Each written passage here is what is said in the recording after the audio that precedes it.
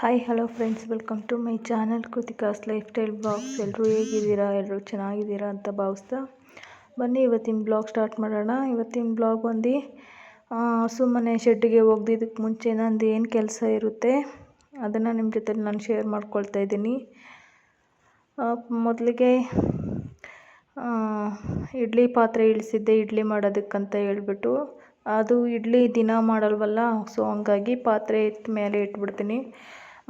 School ಇತ್ತು ಅವಾಗಂತೂ ಒಂದು 10 ಡೇಸ್ಗೆ ಇಲ್ಲ ಒಂದು ಒಂದು ವಾರದಲ್ಲಿ ಒಂದು ಸರಿ ಇಲ್ಲ 10 ದಿನಕ್ಕೆ ಒಂದು ಸರಿ ಮಾಡ್ತಾಯಿರ್ತೀನಿ. ಮಾಡಿದವಾಗ ಕೆಳಗೆ ಇಳಿಸ್ಕೊತೀನಿ ಮತ್ತು ಮೇಲೆ ಎತ್ತಿಟ್ಬಿಡ್ತೀನಿ. ಯಾಕಂದರೆ ಸ್ಪೇಸ್ ಇಲ್ಲ ಕೆಳಗಡೆ ಇಟ್ಕೊಳ್ಳೋಕ್ಕೆ ಅಂತ. ಕೆಳಗಡೆ ಅಕ್ಕಿ ಡಬ್ಬ ಮತ್ತು ಬೇಳೆ ಡಬ್ಬಗಳು ಎಲ್ಲ ಇದೆಯಲ್ಲ, ಕೆಳಗಡೆ ಕುಕ್ಕರ್ಗಳು, ಕಡಾಯಿ ಅಂಥವೆಲ್ಲ ಇಟ್ಕೊಂಡಿರೋದು. ಸೊ ಜಾಗ ಇಲ್ಲ, ಹಂಗಾಗಿ ಮೇಲೆ ಎತ್ತಿಟ್ಬಿಡ್ತೀನಿ. ಸ್ವಲ್ಪ ದಿನ ಉಪಯೋಗಿಸೋದಷ್ಟೇ ಕೆಳಗೆ ಇಟ್ಕೊಳ್ಳೋದು. ಡ್ರಾಯರಲ್ಲೆಲ್ಲ ಇಡೋಕ್ಕಾಗಲ್ವಲ್ಲ, ಸೊ ಹಂಗಾಗಿ ಡ್ರಾಯರಲ್ಲಿ ಏನು ಬೇಕೋ ಅದನ್ನು ಟೀ ಕಾಯಿಸೋದಕ್ಕೆ ಚಿಕ್ಕ ಪಾತ್ರೆಗಳು ಮತ್ತು ಬೌಲ್ಗಳು, ಕಪ್ಪುಗಳು ಆ ಥರ ಇಟ್ಕೊಂಡಿದ್ದೀನಿ. ಈ ಥರ ಪಾತ್ರೆಗಳು ಎತ್ತಿ ಮೇಲೆ ಹಾಕ್ಬಿಡ್ತೀನಿ. ಬೇಕಂದವಾಗ ಸ್ಟೂಲ್ ಹಾಕ್ಕೊಂಡು ಎತ್ತಿ ಇಟ್ಕೊಳ್ಳೋದು. ಇನ್ನು ಮಕ್ಕಳನ್ನ ಸ್ಕೂಲಿಗೆ ಬಿಟ್ಬಿಟ್ಟು ಬಂದು ನಾನು ಈ ಕೆಲಸ ಮಾಡ್ಕೊಳ್ತಾ ಇರೋದು. ಬೇಗ ಇನ್ನು ಫಸ್ಟೆಲ್ಲ 10 ಗಂಟೆಗೆ ಕರೆಂಟ್ ಬರ್ತಾಯಿತ್ತಲ್ಲ, ಬೇಗ ಮಾಡಿ ಮುಗಿಸಿ ಹೋಗ್ತಾಯಿದ್ದೆ. ಇವಾಗ 12 ಗಂಟೆಗೆ ಕರೆಂಟ್ ಬರೋದು. ಸೊ ಸ್ವಲ್ಪ ಎಕ್ಸ್ಟ್ರಾ ಕೆಲಸ ಇರುತ್ತೆ, ಮಾಡ್ಕೊಳ್ಳೋಣ ಅಂತ ಹೇಳ್ಬಿಟ್ಟು ಮಾಡ್ತಾಯಿದ್ದೀನಿ. ಇವಾಗ ಫಸ್ಟಿಗೆ ಕೌಂಟ್ರ್ ಟಾಪು, ರಾತ್ರಿ ತೊಳೆದಿರೋ ಪಾತ್ರೆ ಇನ್ನೂ ಅಲ್ಲೇ ಇದೆ, ಜೋಡಿಸ್ಕೋಬೇಕು. ಅದಕ್ಕೂ ಮುಂಚೆ ಈ ಕೌಂಟ್ರ್ ಟಾಪ್ ಏನಿದೆ ಅದು ಮೆಸ್ಸಿಯಾಗಿದೆ. ಈ ಥರ ತುಂಬ್ಕೊಂಡಿತ್ತು ಅಂದರೆ ಸ್ವಲ್ಪ ಇದಾಗ್ಬಿಡುತ್ತೆ, ಕೆಲಸ ಮಾಡೋದಕ್ಕೆ ಉತ್ಸಾಹ ಬರೋದಿಲ್ಲ. ಸೊ ಹಂಗಾಗಿ ಫಸ್ಟ್ ಕೌಂಟ್ರ್ ಟಾಪ್ ಏನಿದೆ ಅದನ್ನು ಕ್ಲೀನ್ ಮಾಡಿಕೊಂಡು ತೊಳೆಯೋ ಪಾತ್ರೆ ಎಲ್ಲ ಸಿಂಕಿಗೆ ಹಾಕ್ಕೊಂಡು, ಮತ್ತು ಹಾಲೇನಾದರೂ ಇದ್ದರೆ ಬಿಸಿ ಮಾಡಿ, ಸ್ವಲ್ಪ ಇತ್ತು ಅಂದರೆ ಅದನ್ನು ಬೇರೆ ಪಾತ್ರೆಗೆ ಶಿಫ್ಟ್ ಮಾಡಿ, ಸಾರಿತ್ತು ಅಂದರೆ ಅದನ್ನು ಬಿಸಿ ಮಾಡಿ ಬೇರೆ ಪಾತ್ರೆಗೆ ಶಿಫ್ಟ್ ಮಾಡಿ ಅದನ್ನೆಲ್ಲ ತೊಳೆಯೋಕೆ ಹಾಕ್ಬಿಡ್ತೀನಿ. ಯಾವುದು ದೊಡ್ಡ ಪಾತ್ರೆದಲ್ಲಿ ಹಂಗೆ ಇಡಲ್ಲ. ರೈಸ್ ಒಂದೇ ಕುಕ್ಕರಲ್ಲಿ ಹಂಗೆ ಇಟ್ಬಿಡೋದು. ಯಾಕಂದರೆ ರೈಸ್ ಜಾಸ್ತಿ ಮಾಡಿರ್ತೀನಲ್ವ ನಾಯಿಗೆ ಮತ್ತು ನಮಗೆ ಸಾಯಂಕಾಲದವರೆಗೂ ಅಂತ ಹೇಳ್ಬಿಟ್ಟು, ಸೊ ಅದನ್ನು ಕುಕ್ಕರಲ್ಲಿ ಹಂಗೆ ಇಟ್ಟಿರ್ತೀನಿ. ಇನ್ನು ರಾತ್ರಿ ಪಾತ್ರೆ ತೊಳೆದ್ರೂ ಮತ್ತು ಬೆಳಗ್ಗೆ ಪಾತ್ರೆ ಏನೂ ಕಮ್ಮಿ ಆಗೋಲ್ಲ, ಮಾಮೂಲಿಯಾಗೇ ಇರುತ್ತೆ. ಬೆಳಗ್ಗೆನೂ ಪಾತ್ರೆ ತೊಳಿಬೇಕು.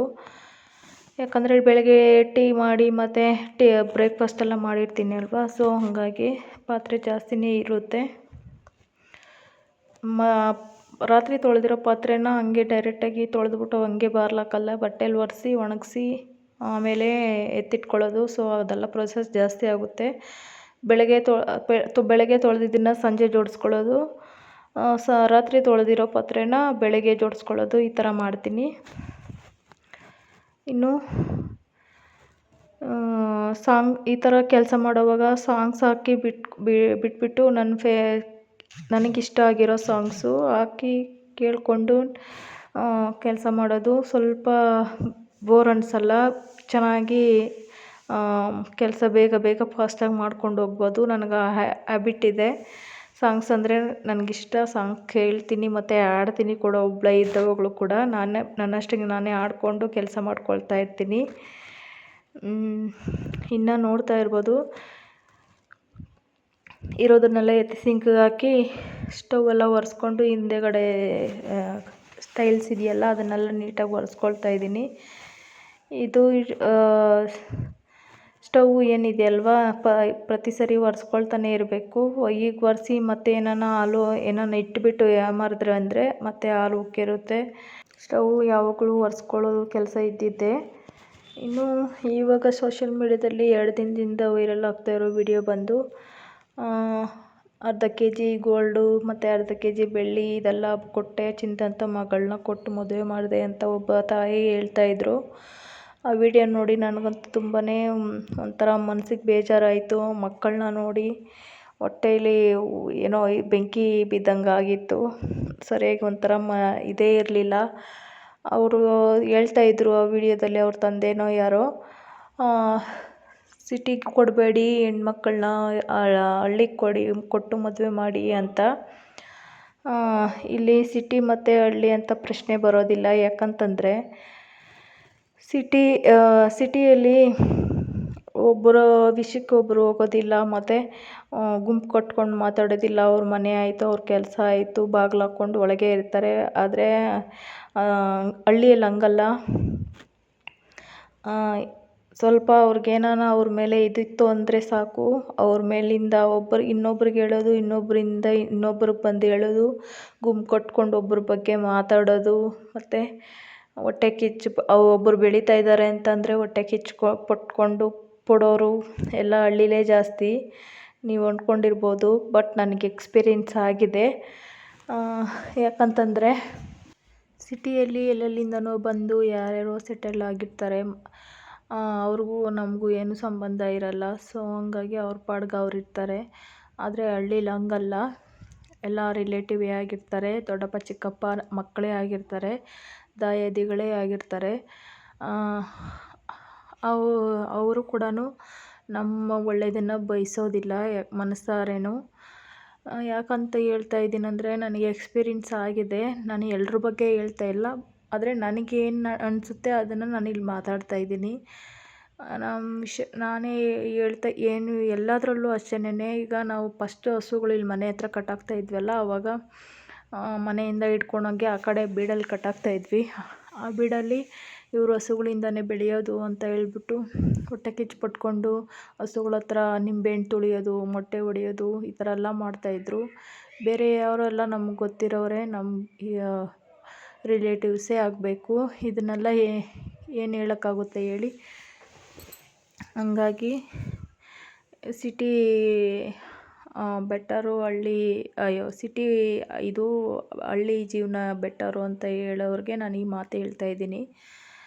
ಇಲ್ಲಿ ಸಿಟಿ ಮತ್ತು ಹಳ್ಳಿ ಅಂತ ಪ್ರಶ್ನೆ ಬರೋದಿಲ್ಲ. ಯಾಕಂತಂದರೆ ಒಂದು ಹೆಣ್ಣು ಕೊಡಬೇಕಾದ್ರೆ ಹೆಣ್ಣು ಒಪ್ಕೊಂಡು ಹೋಗಿದ್ದಾರೆ ಅಂತಂದರೆ ಹುಡುಗಿ ಮನೆಯವರು ಹುಡುಗ ಮನೆಯವರೆಲ್ಲ ಬಂದು ಹೋಗಿ ಮಾಡ್ತಾರಲ್ವ. ಸೊ ಹುಡುಗಿ ಮನೆಯವರು ಹೋಗಿ ವಿಚಾರಿಸಿ ನಿಧಾನಕ್ಕೆ ಅರ್ಜೆಂಟ್ ಮಾಡ್ದಿರ ಆ ಥರ ಬೀಳ್ದಿರ ಒಂದು ಟೈಮ್ ತಗೊಂಡು ಹುಡುಗ ಕ್ಯಾರೆಕ್ಟರ್ ಬಗ್ಗೆ ಮತ್ತು ಅವ್ರ ಮನೆತನ ಬಗ್ಗೆ ವಿಚಾರಿಸಿ 4 ಜನದ ಹತ್ರ ತಿಳ್ಕೊಂಡು ಮುಂದುವರಿಯೋದು ಬೆಟರು. ಅದನ್ನು ಬಿಟ್ಟು ಸಿಟಿಯಲ್ಲಿ ಹೆಣ್ಣು ಕೊಡಬಾರ್ದು ಮತ್ತು ಹಳ್ಳಿಗೆ ಕೊಡಬೇಕು ಅಂತ ಡಿಸಿಷನ್ ಮಾಡಬೇಡಿ. ಸಿಟಿಲಿರೋರು ಎಲ್ಲರೂ ಕೆಟ್ಟವರಲ್ಲ, ಹಳ್ಳಿಲಿರೋರು ಎಲ್ಲರೂ ಒಳ್ಳೆಯವರಲ್ಲ ಅಂತ ನಾನು ಹೇಳ್ತೀನಿ. ವಿಷಯ ಇಲ್ಲಿಂದ ಎಲ್ಲಿಗೋ ಹೋಯ್ತು. ಇನ್ನು ವಿಡಿಯೋಗೆ ಬಂದರೆ, ಶುಂಠಿ ತಂದಿದ್ದರು, ತರಕಾರಿ ಮೊನ್ನೆ ತರಕಾರಿ ತಂದಿದ್ದಲ್ವ, ಅದನ್ನೆಲ್ಲ ಜೋಡಿಸಿಟ್ಕೊಂಡೆ. ಶುಂಠಿ ಆಚೆನೇ ಇಟ್ಟಿದ್ದೆ, ಅದನ್ನು ಸ್ವಲ್ಪ ನೆನೆಸಿಟ್ಟಿದ್ದೆ.